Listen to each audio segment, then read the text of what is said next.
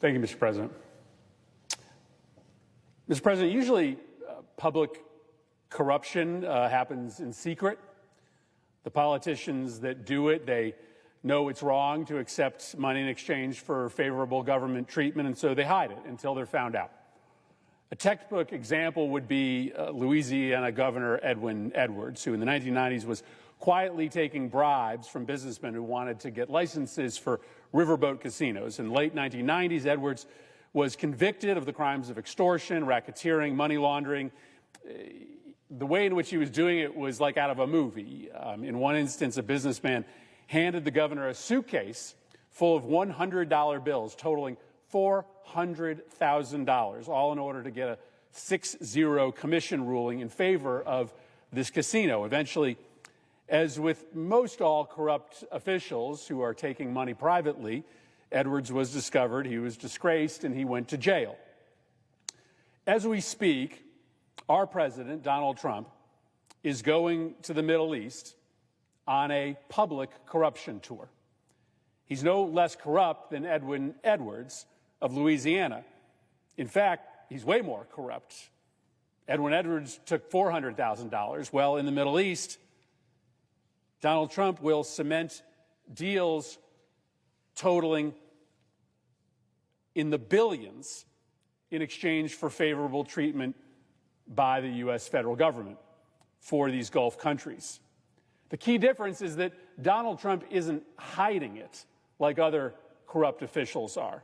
He's not ashamed. He's not doing it in secret. His corruption is wildly public, and his hope is that by doing it publicly, he can con the American people into thinking that it's not corruption because he's not hiding it. But what he's doing in reality is no different than any other corrupt public official who does it in private, other than the fact that Trump's corruption, his foreign policy corruption, is just so much bigger in scope and the impact that it has on the American people than anything a corrupt mayor or a corrupt governor may have done.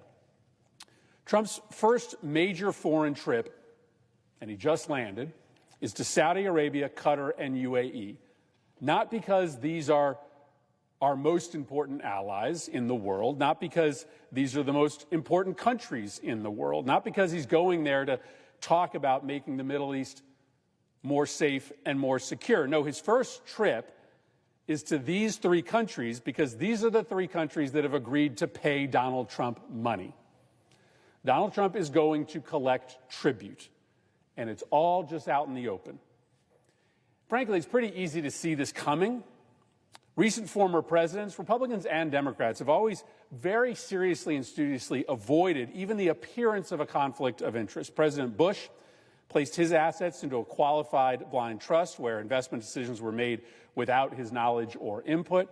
Both Biden and Obama divested all of their assets except for cash and mutual funds. They didn't enter into any new business ventures while in the White House.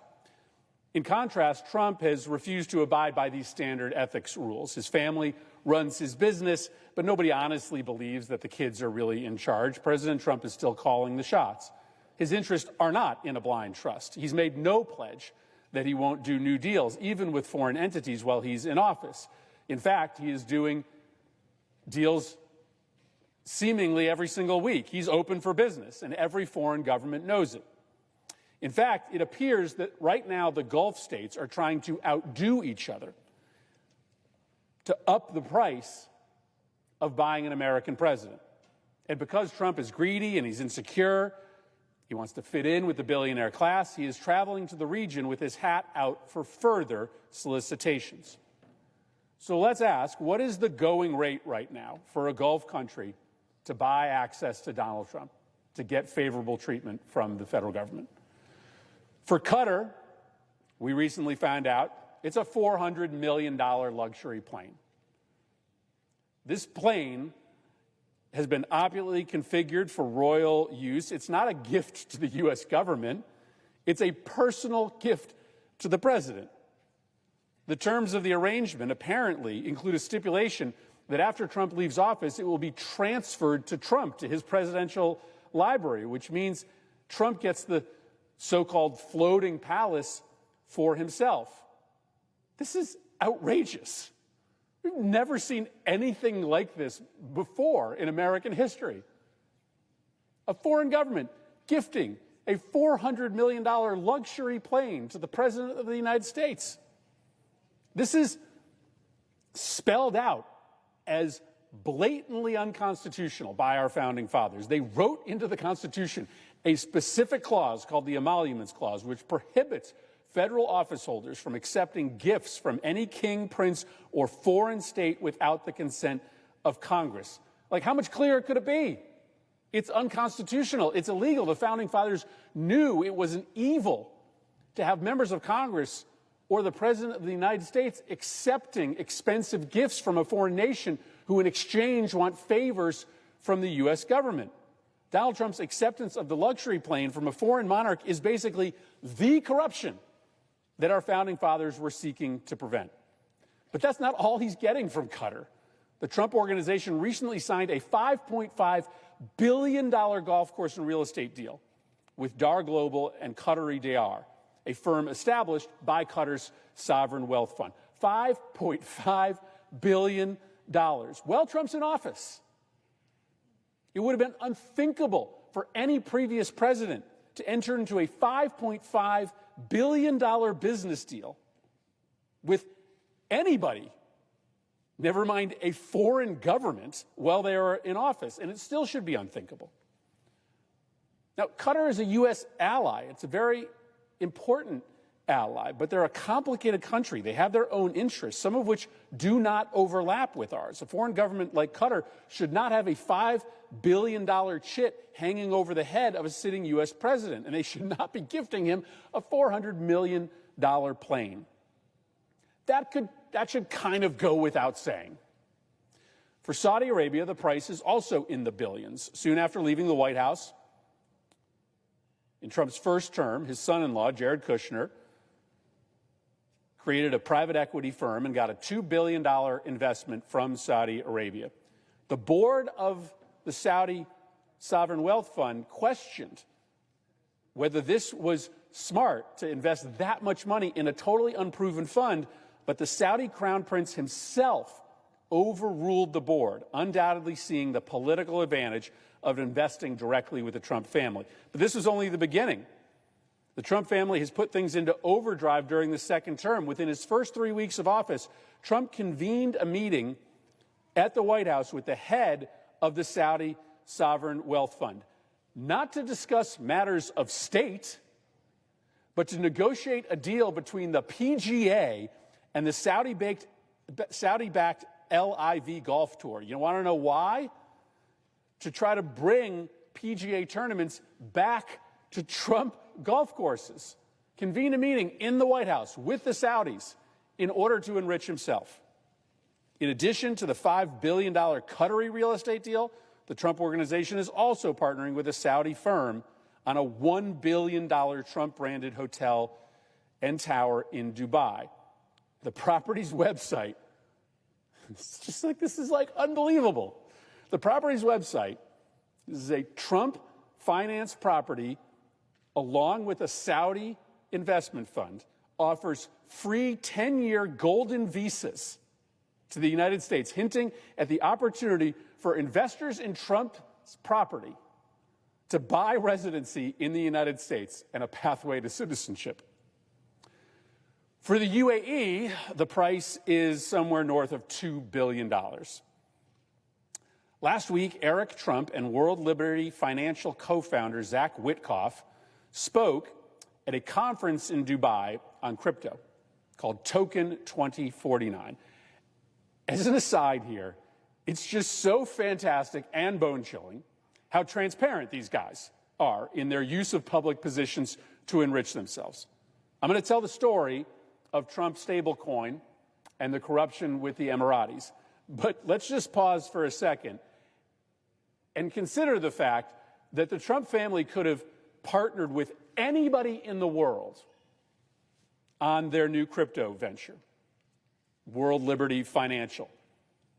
But of all the people in the world to partner with on this new crypto venture, they chose the son of Trump's Middle East envoy. Trump's Middle East envoy, the guy who's making all the decisions on U.S. policy in the Middle East, just to make it crystal clear to the Gulf countries that when they deal with World Liberty Financial, Trump's crypto venture, that they are dealing directly with the people responsible for making U.S. policy in the Middle East. It's just stunning. Literally, the sons of the president and the sons of the Middle East envoy running a crypto venture and then going directly into the Middle East in order to find their first investment. And guess what? Miracle, they found it. MGX, an investment firm backed by the Emirati government at this conference, announced that they had looked at all the crypto companies in the world that they could partner with to invest $2 billion in the crypto exchange Binance, and they selected, wait for it, drum roll, the company run by the sons of the President of the United States and the U.S. Middle East envoy. $2 billion. Now, World Liberty's role in this transaction is not that complicated. It's kind of similar to a bank. MGX, this Emirati firm, deposits $2 billion with the firm and in return receives the stablecoin to be used on these crypto exchanges. The firm holds on to these dollars, invests them, and keeps the profits for themselves. So the Trump-Witkoff company just gets basically a gift of capital. And if they just use that $2 billion to invest in treasury bonds, it would profit around $85 million a year from these investments alone. And the money goes directly to Trump, just directly to Trump. It's literally not complicated. Emiratis, World Liberty Financial, Donald Trump. This isn't 1990s Louisiana. Nobody's hiding it. On World Liberty's website, they say an entity affiliated with Donald J. Trump owns 60% of the equity in the company. And because of this deal, Trump and Witkoff can further capitalize because Trump's stablecoin just became the fifth most valuable stablecoin in the world because of the Emirati investment. And if the plane and the real estate deals and the private equity fund investment and the stablecoin weren't enough for you, Trump has found one last way for Gulf money to flow seamlessly into his pocket. It's called the Trump meme coin. What's the business model here? Trump gets a huge payment whenever he releases a batch of these meme coins, which, by the way, have no underlying value other than just the demand that people have for Trump's coin. And then each time a Trump coin is bought or sold, a small fee is routed directly to the company owned by Trump. According to one analysis, nearly $325 million in fees have been accrued since the coin was launched in January. Just 3 months, 4 months, 4.5 months, $325 million worth of fees. Trump hides the buyers of the coin. In this way, the meme coin is kind of a little bit like Louisiana corruption. But we know that the majority of the buyers aren't Americans who want to help Trump make this nation great again. The majority of the buyers of Trump coin are super rich foreigners, princes, oligarchs, authoritarians, who are buying the coin in order to get in good with Trump or to get something in exchange. Now, one great thing about buying the coin is that you get access to Trump and the White House. And again, they're not hiding this. 2 weeks ago, Trump announced that he would host a private dinner at the White House with seats reserved for exclusively for the top 220 Trump coin holders. In 2 days since the announcement, Trump's company made $900,000 in fees because everybody, mostly foreigners, many of them probably in the Gulf, were buying up the coin as quickly as they could in order to get one of these seats. If a mayor of a small town was selling meetings at City Hall for $1,000, he would be run out of town on a rail. But that's exactly what Donald Trump is doing in the Middle East and all over the world. As foreign buyers line up to buy the meme coin, guaranteed private access to Donald Trump at the White House. You cannot make this up. Now, the obvious question for the average American is, okay, what does this mean for me?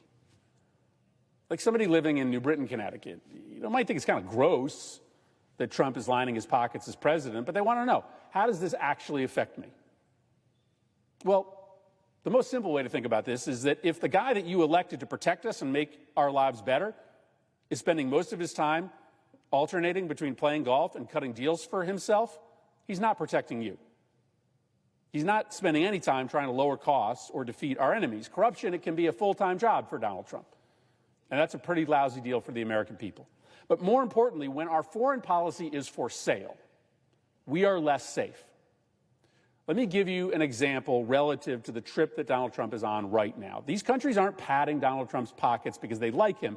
They are paying him in order to get things from the federal government, from the U.S. government, without having to make any actual policy concessions that would benefit the U.S. people. Before anybody could begin to process the brazen corruption of the UAE Trump-Witkoff crypto deal, reports very quickly emerged that the Trump administration was considering changing regulations to make it easier for the country of UAE to purchase highly advanced semiconductors from U.S. manufacturers. This was a huge priority of the Emiratis, but the restrictions are on the UAE for a reason. The UAE has a very troubling and very close security relationship with China. And so the reason why we didn't allow U.S. companies to sell semiconductors directly to the UAE is because we believe that it would very easily become a conduit to China getting their hand on these advanced semiconductors and being able to leapfrog the United States in the business of advanced AI.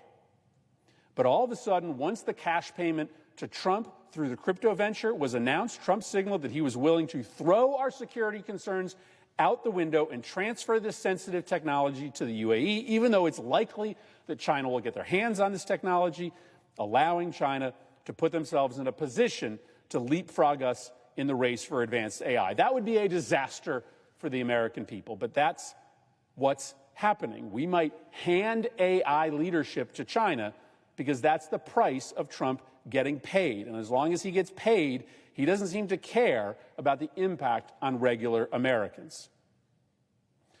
The White House is open for business, and the Trump family is proudly advertising to the world where to send the check. They aren't trying to hide it. A $400 million luxury plane gifted to the President of the United States right as he is going over to negotiate potentially sensitive security arrangements with the Gulf countries. Every American, every Republican, every supposed national security advocate in the Senate should be outraged by this. We could look the other way, or we could join together, Republicans and Democrats, to stand up for this country and do something about it.